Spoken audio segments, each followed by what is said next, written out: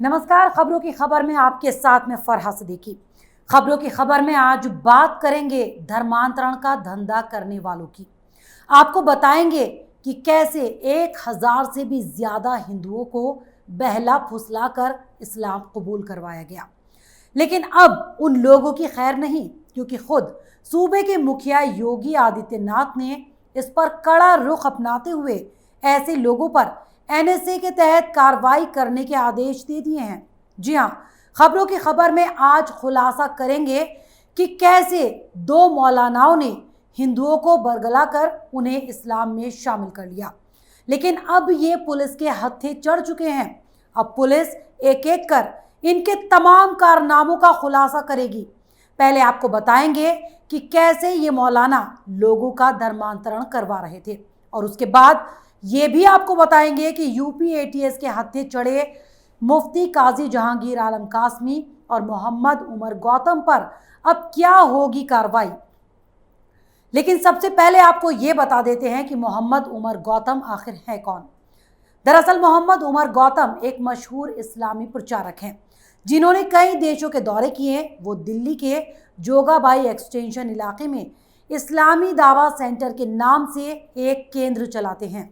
अपना परिचय देते हुए खुद गौतम इंटरनेट पर मौजूद एक वीडियो में कहते हैं, मैं उत्तर प्रदेश के फतेहपुर जिले के एक ठाकुर परिवार में पैदा हुआ और 20 साल की उम्र में इस्लाम धर्म अपना लिया। मेरे परिवार ने धर्म परिवर्तन का खूब विरोध किया। इस वीडियो में मौलाना उमर गौतम ये भी कहते हैं, अपने एक मुसलमान पड़ोसी से मुझे पता चला कि इस्लाम में एक पड़ोसी के तौर पर मेरे क्या अधिकार हैं, और इससे ही मैं इस्लाम की तरफ प्रभावित हुआ। तब मुझे अल्लाह या रसूल के बारे में कोई जानकारी नहीं थी। उमर गौतम आगे कहते हैं, मैंने 1 साल तक इस्लाम के बारे में पढ़ा और फिर 1984 में मैंने इस्लाम अपना लिया।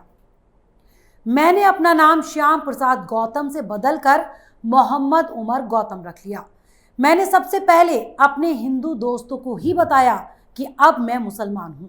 गौतम ने आगे कहा कि धर्म बदलने के बाद मुझे धमकाया गया, हमले भी हुए, लेकिन मैं अपने ईमान पर टिका रहा। मैंने इस्लाम किसी दबाव में या बहकावे में या शादी के लालच में नहीं, बल्कि इस्लाम से प्रभावित होकर अपनाया था। मोहम्मद उमर के मुताबिक वो अब तक 1000 से ज्यादा लोगों की धर्म परिवर्तन में मदद कर चुके हैं।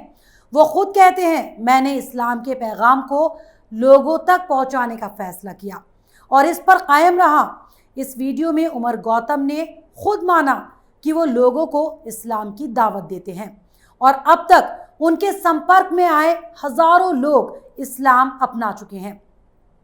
वो कहते हैं, इस्लाम अपनाने वाले लोगों को मोरल और लीगल सपोर्ट देने के मकसद से उन्होंने इस्लामी दावा सेंटर स्थापित किया।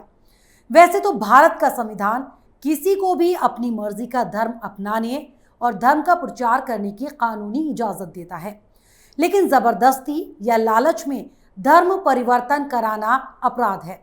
और उत्तर प्रदेश सरकार ने इसी साल फरवरी में धर्म परिवर्तन अध्यादेश भी पारित किया, जिसके तहत जबरदस्ती धर्म परिवर्तन करवाना, धर्म परिवर्तन का लालच देना कानूनी अपराध है। इस अध्यादेश के तहत धर्म परिवर्तन में मदद करना भी अपराध है। और कुछ ऐसा ही अपराध किया मुफ्ती काजी जहांगीर आलम कासमी और मोहम्मद उमर गौतम ने। इन पर यह आरोप लगे हैं कि ये लोग धर्मांतरण का धंधा कर रहे थे। इन्होंने अब तक करीब 1000 से भी ज्यादा हिंदुओं को बरगला कर उन्हें इस्लाम कबूल करवाया, और ये लोग खास तौर पर दिव्यांगों को अपना शिकार बनाया करते थे। इन लोगों ने कई लड़कियों को मुस्लिम बनाकर उनका निकाह भी करवाया। दरअसल एक युवक के परिजनों की शिकायत के बाद धर्मांतरण के इस पूरे खेल का पर्दाफाश हुआ। जिस युवक के धर्म परिवर्तन के बाद एटीएस ने इस पूरे मामले की जांच शुरू की, वो कानपुर के काकादेव इलाके में रहता है और उसके परिवार ने 11 मार्च को उसकी गुमशुदगी की रिपोर्ट दर्ज करवाई थी। धर्म बदलने वाला युवक मूक बधिर है और नोएडा की डेफ सोसाइटी में रह रहा था। उसके परिजनों का आरोप है कि उसने चुपके से धर्म परिवर्तन कर लिया और समझाने पर भी समझने को तैयार नहीं। धर्म परिवर्तन करने वाले युवक की मां ने बताया कि वो एक दिन रात में घर में नमाज पढ़ रहा था और जब मैंने देखा तो बेसुध हो गई। हमने उससे धर्म ना बदलने की कई बार गुहार लगाई, उसे काफी समझाने की कोशिश की, लेकिन वो हमेशा यही कहता रहा कि उसका धर्म ही सच्चा धर्म है। फिलहाल परिवार ने इस युवक को किसी रिश्तेदार के घर पर रखा हुआ है।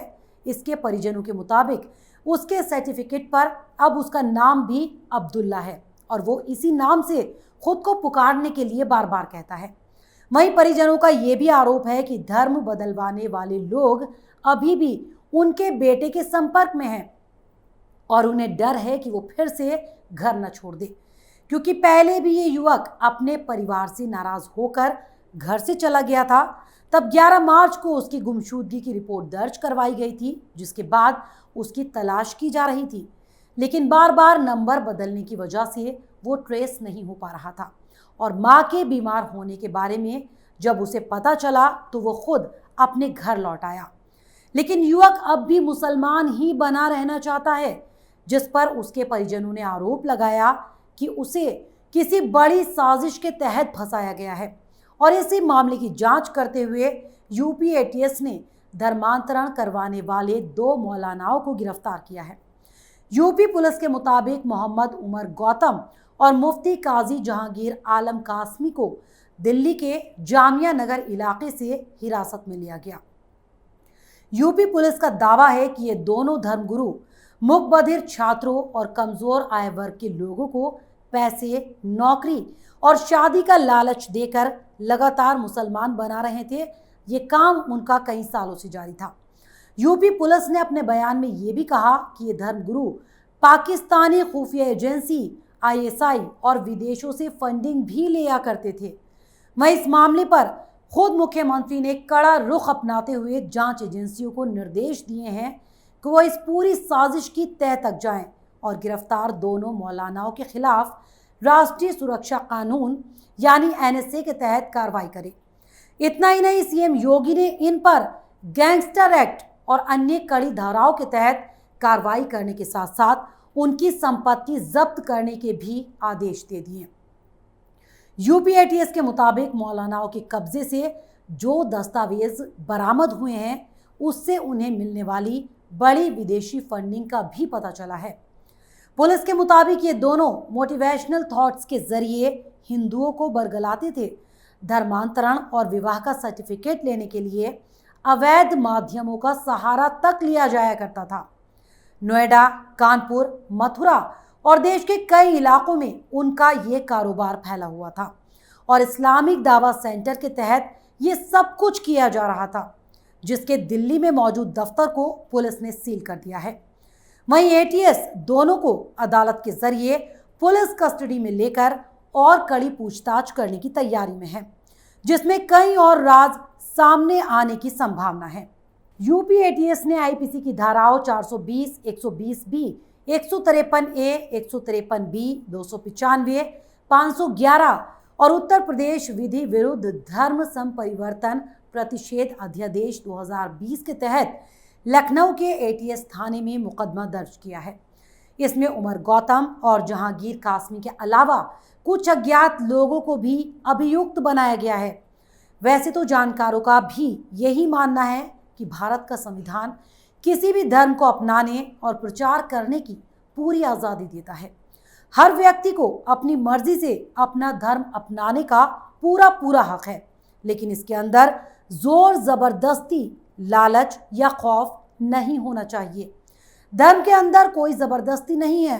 कुरान भी कहता है कि दीन का मामला लालच या खौफ की बुनियाद पर नहीं हो सकता है। लेकिन जिस तरह से ये लोग मुकबधिर और गरीबों को पैसा, नौकरी और शादी का लालच देकर इस्लाम अपनाने के लिए बरगलाया करते थे, वो किसी भी लिहाज से ठीक नहीं कहा जा सकता। तो ऐसे लोगों पर कार्रवाई तो होनी ही चाहिए। तो अगर आपको हमारा ये प्रोग्राम पसंद आया तो इसे लाइक करें, शेयर करें और कैपिटल टीवी को सब्सक्राइब जरूर करें। नमस्कार।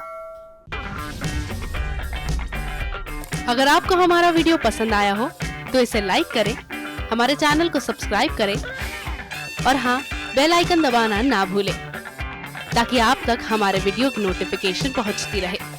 आप अपना सुझाव हमें कमेंट बॉक्स में दे सकते हैं। हमारे साथ जुड़ने के लिए शुक्रिया।